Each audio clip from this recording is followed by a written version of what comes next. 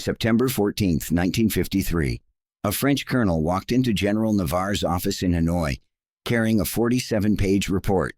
The title, Why Dien Bien Phu Will Be France's Stalingrad. Navarre read the first page, then threw the report into his desk drawer. "Cowardice," he said. "This is defeatist propaganda." 6 months later, 16,000 French soldiers were surrounded in the exact valley the colonel had warned about. 10,000 would never leave alive, and the colonel, who had foreseen everything, was in a military prison in Algeria. His crime, undermining French morale.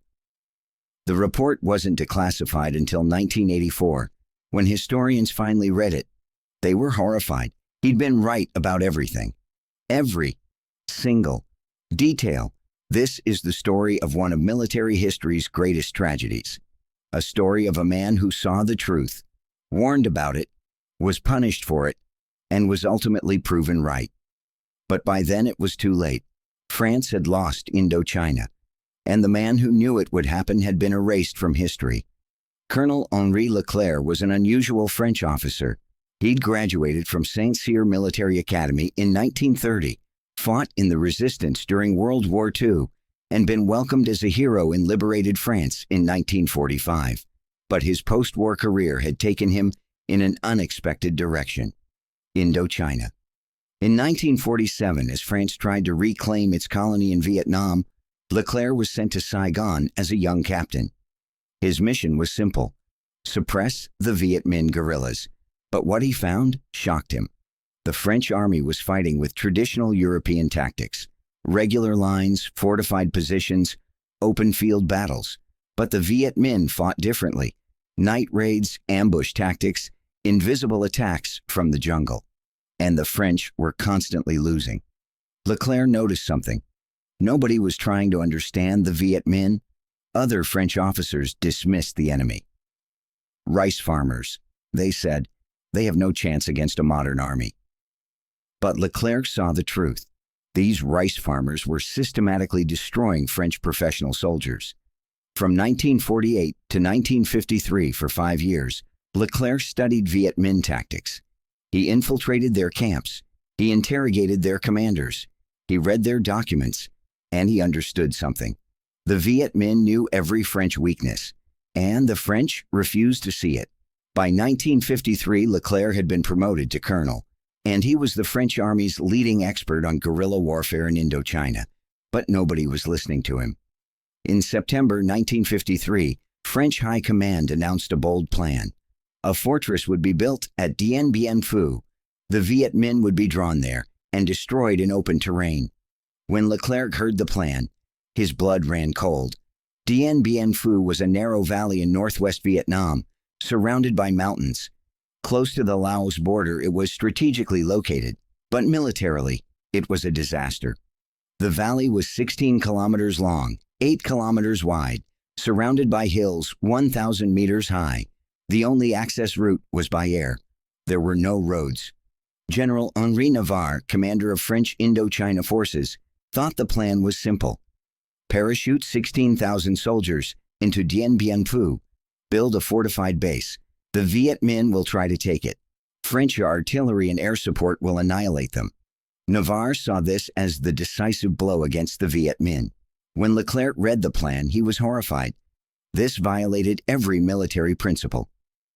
1. Never give the enemy high ground. Dien Bien Phu was in a valley. The Viet Minh would be on the hills. Artillery advantage would go entirely to the enemy. 2. Protect supply lines. The only access was by air.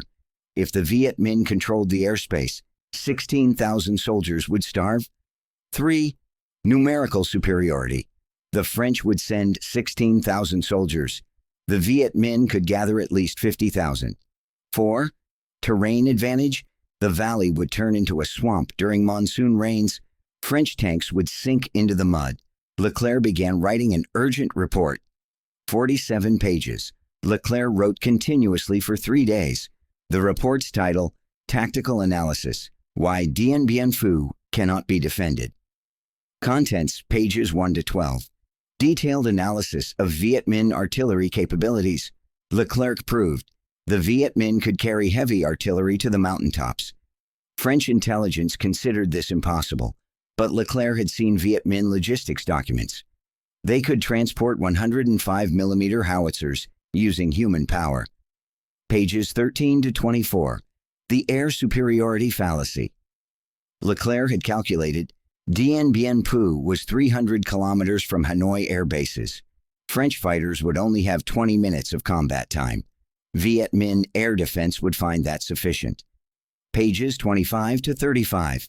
Supply crisis scenario. Leclerc did the math. 16,000 soldiers would consume 200 tons of supplies daily. The Dien Bien Phu airstrip was a single runway. Maximum 100 tons could land per day. Result: starvation within 2 weeks. Pages 36 to 47. Monsoon rain analysis. Leclerc had studied meteorological data. In April-May, the valley would flood completely. Trenches would collapse. Bunkers would fill with water. Tanks would sink. The report's final sentence was cold and definitive. The Dien Bien Phu defense operation must be classified as military suicide. Recommendation: immediate cancellation. Leclerc delivered the report to General Navarre on September 14, 1953. Navarre read the report. His face reddened. "What audacity!" he shouted. "Who are you to question French High Command's plan?"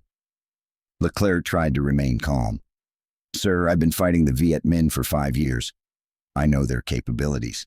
This plan has been approved by Paris." Navarre interrupted. "De Gaulle himself supports it. Do you know better than him?" "Sir, tactical realities." "Tactical realities?" Navarre slammed the desk. "The reality is that France is losing Indochina, and this operation will change everything. We will achieve decisive victory at Dien Bien Phu." Leclerc tried one last time. "Sir, if the Viet Minh position artillery on the hills—" "They cannot," Navarre shouted. "They don't have heavy artillery, they're guerrillas. Our intelligence is certain." "Sir, I've seen the documents. They're getting supplies from China." "Enough." Navarre's voice was ice cold. "Colonel Leclerc, you are relieved of command. This report is defeatist propaganda. You are undermining the morale of the French army." Leclerc couldn't believe it. "Sir, I'm only—" Silence. Navarre called the military police. Colonel Leclerc will be immediately transferred to Algeria and placed under military investigation. As Leclerc was escorted out of the office, Navarre threw the report into his drawer and locked it. November 20th, 1953. Operation Castor began. 64 C-47 transport aircraft dropped 9,000 paratroopers into the Dien Bien Phu Valley. The first wave encountered no resistance. The Viet Minh had withdrawn. French commanders sent jubilant messages. "Enemy fled, victory is ours."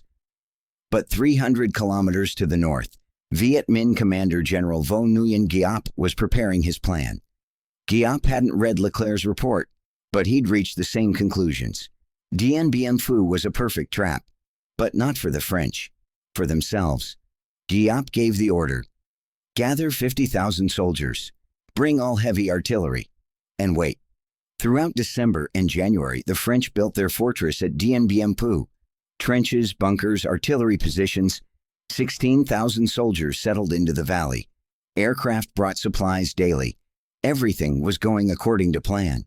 But on the hills, invisible, Viet Minh 105mm howitzers were being carried on human backs. Each gun transported by 500 people, piece by piece, at night. French intelligence noticed nothing. February 1954. General Giap had positioned 48 105mm howitzers on the hilltops, directly above the French. And he waited. March 13, 1954, 5 p.m. French commander Colonel Christian de Castries was preparing for dinner. The weather was calm. Everything seemed normal. At 5:15 p.m., hell broke loose. Viet Minh artillery opened fire. 48 howitzers, simultaneously, on every corner of the valley. French soldiers were shocked. "Where is the artillery coming from?" They screamed. The answer was on the hills. But the French couldn't look up because shells were raining down, bunkers were exploding, men were dying. The first day, the Dien Bien Phu airstrip was hit. Aircraft could no longer land. Supplies would have to be dropped by parachute. But half the parachutes fell into Viet Minh hands. The first week, French artillery commander Colonel Charles Pierroth saw his nightmare. The Viet Minh guns on the hills were higher than the French guns. He couldn't hit them, but they could hit every French position. Pierroth went into his tent, took his pistol, shot himself. His suicide note: I was wrong. We were all wrong. Same days, Algeria. Military prison. Leclerc sat in his cell, listening to Dien Bien Phu news on the radio. Every news report matched a prediction in his report. Viet Minh artillery firing from the hills. He'd written that on page 8. French airstrip rendered unusable. He'd written that on page 19. Supply crisis has begun. He'd written that on page 27. Leclerc wept. But his tears weren't from anger. They were from helplessness. I told them, he whispered. I told them everything. But nobody had listened. April 1954. The monsoon rains began. Leclerc's prediction came true. The valley turned into a swamp. French trenches filled with water. Tanks sank into mud. Soldiers waited in foxholes in knee-deep water. The Viet Minh prepared for the final assault. May 1st, 40,000 Viet Minh soldiers attacked simultaneously. The French fought heroically, but the numerical difference was too great, and ammunition was running out, and there was no food, and the wounded couldn't be treated. On the evening of May 6th, Colonel de Castries sent his final message to Paris. We can no longer hold. We will surrender tomorrow. May 7th, 1954, 5:30 p.m. The French flag was lowered at Dien Bien Phu. A white flag was raised. Of 16,000 French soldiers, 2,293 killed, 5,195 wounded, over 10,000 taken prisoner. It was France's greatest defeat in Indochina, the worst since World War II, and everything was written in Colonel Leclerc's 47-page report. Paris, Defense Ministry. Minister René Pleven arrived at his office on the morning of May 8th. His eyes were red. He hadn't slept. He opened his safe, removed a file. Leclerc's report. He read the pages one by one. Again, every prediction had come true. Page 8. Viet Minh artillery will position on hills. Happened. Page 19. Airstrip will become unusable. Happened. Page 27. Supply crisis within 2 weeks. Happened. Page 34. Monsoon rains will flood the valley. Happened. Page 47. Military suicide. Happened. Pleven's hands were shaking. If this report became public, the government would fall. Those responsible would be prosecuted. It would be a scandal. Pleven made his decision. He threw the report into the fireplace, watched it. The pages caught fire, turned to ash. Nobody will know, he said to himself. Nobody will ever know. But one copy remained. In the military archives, stamped top secret. It would stay there for 30 years. August 1954. The door of the Algerian prison opened. Leclerc walked out. The charges had been dropped. Insufficient evidence, they said, but his career was over. His rank wasn't restored. His pension was cut in half. A journalist asked him, Colonel Leclerc, your comment on Dien Bien Phu? Leclerc was silent for a long time. Then he answered, nothing to say. Nobody would listen anyway. Leclerc returned to Paris, lived in a small apartment, retired, was forgotten. He died in 1972, age 69, heart attack. 12 people attended his funeral. No military ceremony. No medals. The newspapers didn't even publish an obituary. The French government declassified 30-year-old military documents. Military historian Professor Michel Renard was searching the archives when he found a file. Top secret. Dien Bien Phu Leclerc report. Renard opened the file. Read it. And was horrified. 47 pages. Everything was there. every warning, every prediction, every detail. Renard went to the newspapers. Le Monde ran it as the front page headline. Warning given before Dien Bien Phu disaster. French colonel was silenced. The scandal exploded. General Navarre was 85 years old then, retired. Journalists found him. General, did you see Leclerc's report? Navarre didn't answer. 10,000 soldiers died. The report predicted everything. Why didn't you listen? Navarre looked away. At the time, we thought differently. Differently? The man was punished like a criminal. Navarre was silent. Then he said one sentence. In war, everyone makes mistakes. I made mine. He died in 1991. In his final interview, he was asked, "Do you have any regrets about any decision?" Navarre's answer, "If I had listened to Leclerc, maybe 10,000 men would have lived. But then I wouldn't have been a hero. I chose my pride. And France paid the price." Today, in Paris at the Les Invalides Military Museum, there's a small plaque. It reads, Colonel Henri Leclerc, 1908 to 1972, the man who foresaw the fall of Dien Bien Phu, the silenced hero.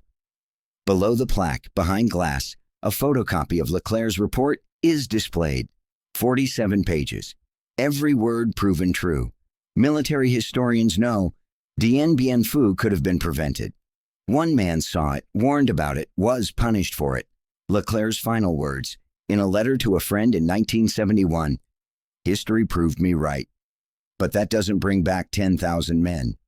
Because I couldn't bring them back, I would have preferred to be wrong rather than right." This story shows that sometimes the greatest courage is speaking the unpopular truth, and sometimes the greatest tragedy is refusing to hear that truth. 47 pages, 10,000 dead, 30 years of silence. This is the story history tried to bury.